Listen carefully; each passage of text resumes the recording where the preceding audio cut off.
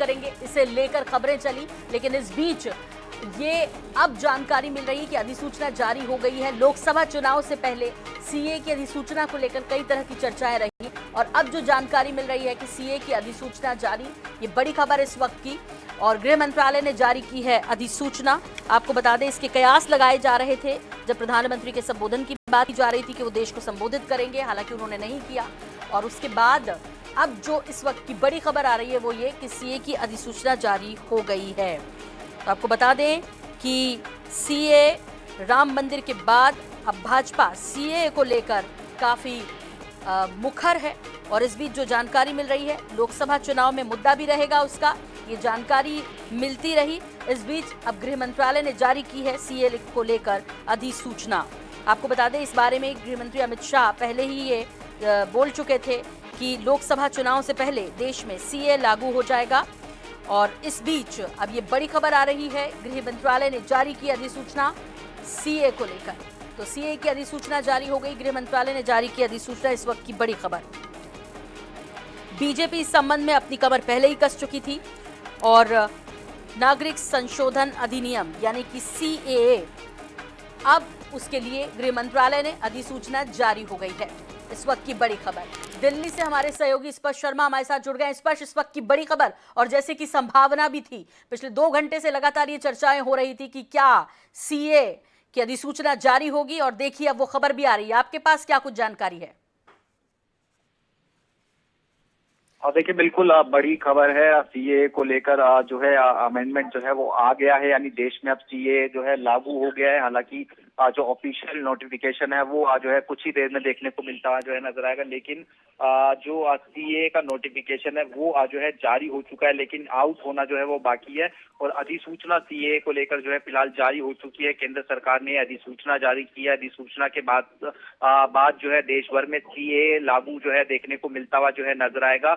हालांकि इसमें किस तरीके के जो क्लोजेस हैं वो जो है देखने वाली बात रहेगी कि देखने को मिलते हुए जो है नजर आएंगे, क्योंकि हम जानते हैं कि जिस तरीके से सीए की बात करें तो विपक्षी पार्टियों का अलग स्टैंड देखने को मिलता हुआ नजर आता था। सत्ता पक्ष की बात करते हैं तो उनका अलग स्टैंड देखने को मिलता हुआ जो है नजर आता था।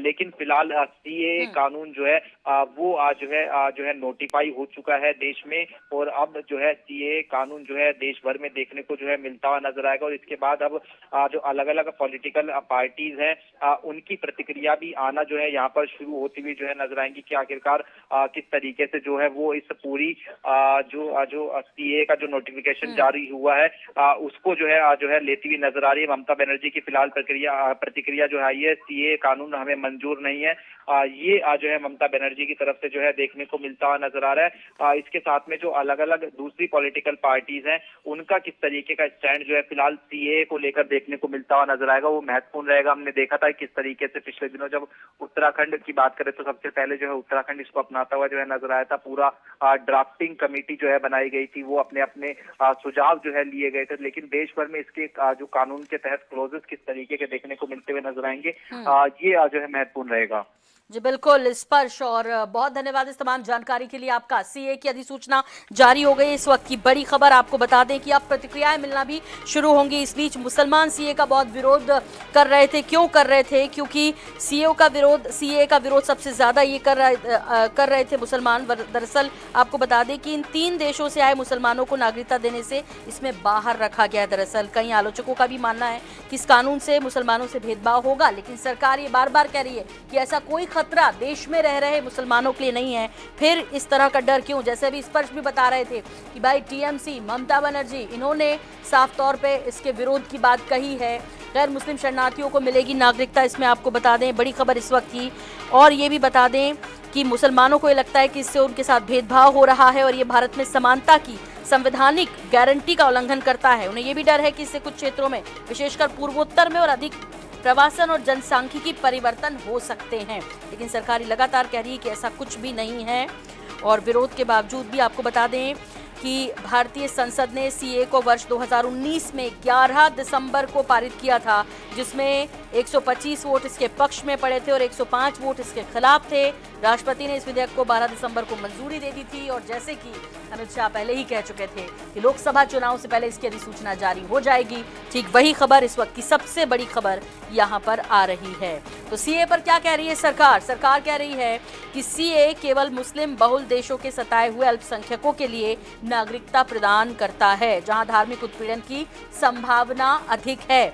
भारत के मुस्लिमों या किसी भी धर्म या समुदाय के लोगों की नागरिकता को इस कानून से कोई खतरा नहीं है, ये सरकार बार बार कह रही है। सरकार का कहना है कि इन देशों में हिंदुओं से भेदभाव होता है, ना कि मुस्लिमों से, इसलिए इसमें मुस्लिमों को बाहर रखा गया है। तो फिलहाल इस वक्त की बड़ी खबर आपको बता दें, और बड़ी खबर ये कि सीए की अधिसूचना जारी हो गई है, जैसा कि भाजपा ने इसे लेकर कमर कसी हुई थी। और अब चूंकि लोकसभा चुनाव की तारीखों का ऐलान होने जा रहा है, इससे पहले ही संभावना थी, और जो इस वक्त की बड़ी खबर मिल रही है कि सीए की अधिसूचना जारी।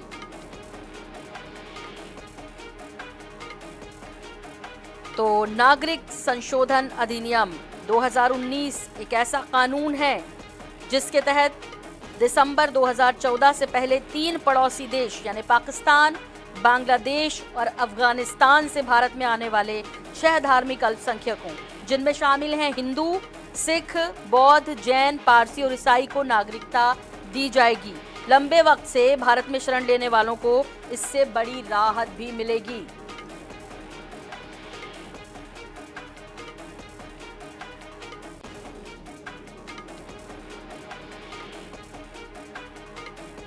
हालांकि पूर्वोत्तर में सीए को लेकर विरोध है। क्यों है? क्योंकि पूर्वोत्तर के कुछ संगठनों का मानना है कि इस कानून से बिना दस्तावेज वाले, बोला ना 370 हटा के, अभी 370 हमने हटा दिया। ये कांग्रेस को नहीं जमा, हमने किया। कश्मीरी पंडित आ गए, पीओ के आ गया, लाने वाले थे। लद्दाख में चीन घुस गया, बाहर निकाला नहीं निकाला। अभी जब तक चुनाव है तब तक सीए खेलेंगे, खेलने दो। तौर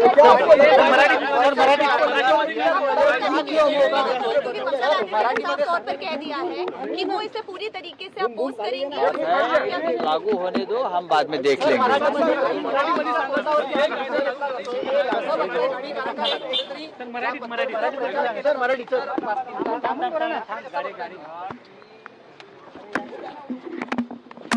निवडणूक आहेत, राम मंदिराचा काही फायदा होत नाही। राम मंदिर करून झालं, राम लहर काय आली नाही, आता ही सीए लहर आणतायत। कधी हिंदू मुसलमान करायचं, मग आणखीन काही वाद निर्माण करायचे, जातीय झगडे करायचे, काही केलं तरी।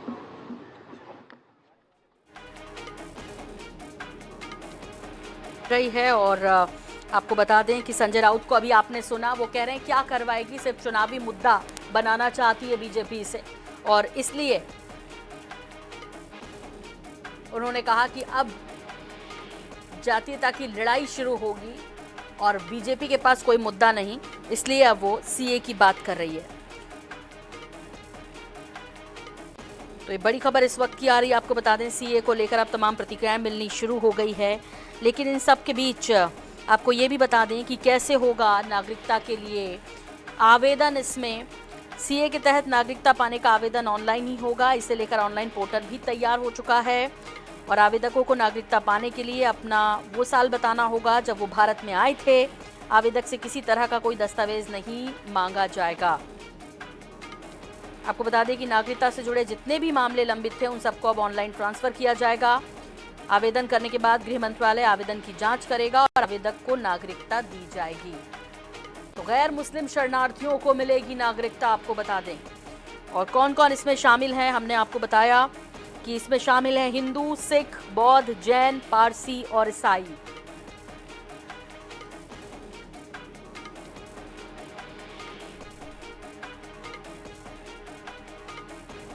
संजय शर्मा जी हमारे साथ जुड़ रहे हैं, टीएमसी नेता हैं। संजय जी, किस तरह देख रहे हैं, अब तो अधिसूचना भी जारी हो गई है सीए को लेकर? यह अधिसूचना जारी हुई है, इसका हम गंभीरता से अध्ययन करेंगे और प्रधानमंत्री जी सामने लोकसभा चुनाव है। इन चुनाव को येन केन प्रकारेण जनता को भरमाकर विजय श्री हासिल करना चाहते हैं और जनता का मूड इस बार कुछ दूसरा है। इसलिए हताशा में इस प्रकार का निर्णय इस समय केंद्र सरकार ने उठाया है, हमें ऐसा लगता है। जी संजय जी, लेकिन सरकार तो बार बार ये क्लियर कर रही है कि इसमें जो देश में रह रहे हैं मुसलमान हैं उनको कोई खतरा नहीं है। उन्होंने ये भी कहा कि जो गैर मुस्लिम हैं, जो बाहर रह रहे हैं, चाहे बांग्लादेश की बात करें, पाकिस्तान की बात करें, अफगानिस्तान की बात करें, उनके साथ गलत होता है, तो हम उनको सुरक्षा दे रहे हैं, इसमें तकलीफ क्यों? नहीं, उनके लिए तो पहले से ही थे। बहुत से पाकिस्तान नागरिक, अफगानी नागरिक हमारे यहाँ के हमारे देश की नागरिकता लिए है इन दिनों में ही, वो लेते ही आ रहे हैं। मोदी जी को चाहिए था वो नागरिक जो देश छोड़कर विदेशों में सेटल हो रहे हैं, उनको रोकने की, उनमें बहुत स्पीड आई है, उनको रोकने की व्यवस्था करते।